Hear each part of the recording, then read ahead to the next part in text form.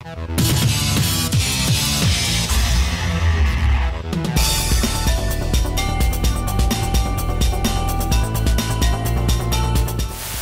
that was on the board, which I wasn't, but I'm privy to the conversations and a lot of talk when Tony Picenti had interviewed for the county executive position for the appointment at the time that before he was elected, when they had appointed someone to fill Joe Griffo's spot when he got elected to the Senate.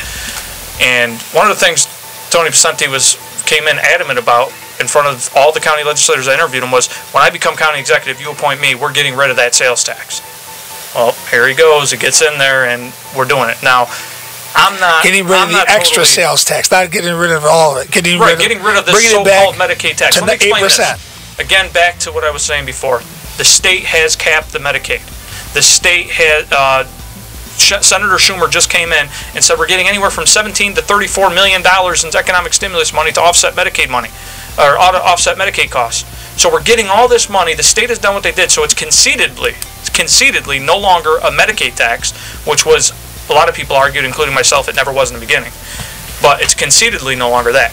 It's also becoming very, very apparent that it is not a temporary tax either, because we continue to renew it. So it's becoming a permanent tax. So if it's permanent, it's not Medicaid, which was their excuse why they couldn't share it with, when Tim Julian lobbied back then, that it should be shared with the municipalities if you're going to do it at all. Now, I'm opposed to it at all. But if you're going to do it and hammer it through, because the Republicans in the county ledge have the majority, the very least you can do is share it with the cities, towns, and villages across Oneida County that you're levying the tax on. When someone walks into a Utica store and they pay sales tax, why is that one little portion not being shared with the city?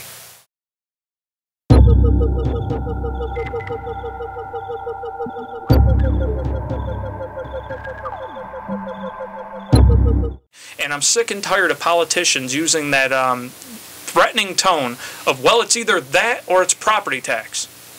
How about you go back and cut the budget? How about you cut the cost of government? How about the chief of staff you have working, who gets a 211 waiver to receive his pension, full pension? Who's this chief of staff? Al Candido. Full pension from the Utica Police Department, and an over $80,000 a year salary. How about the brand new shiny SUV that's down in the second floor of the garage that the county executive's office gets to drive around the county and look like big shots?